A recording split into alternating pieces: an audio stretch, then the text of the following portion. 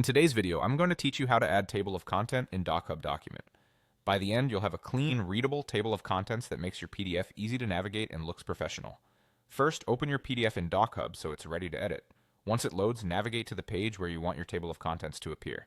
Most people put it on the first page for quick reference, but you can place it wherever it makes the most sense for your document.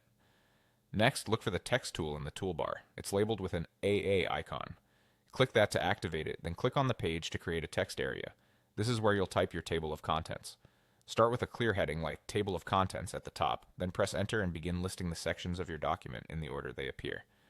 Keep your section names consistent with the headings used inside the PDF so readers aren't confused. Now let's format it so it's easy to read. Select your heading and entries and adjust the font size to somewhere between 12 and 14 points. A simple approach is to use 14 for the Table of Contents heading and 12 for the section entries. This creates a clear visual hierarchy without overpowering the rest of the page. Bold the section titles to make them stand out. You can bold just the titles within each line or keep the heading bold and the entries regular.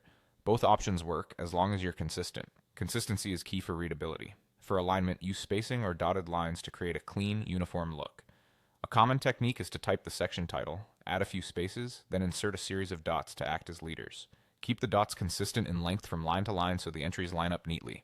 If you're using spaces instead of dots, use the same number of spaces for each line to maintain alignment.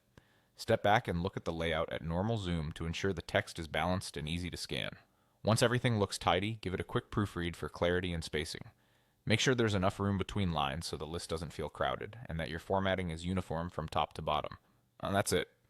You've added a polished table of contents in DocHub using the text tool, thoughtful font sizing, bold titles, and simple spacing or dotted lines for alignment.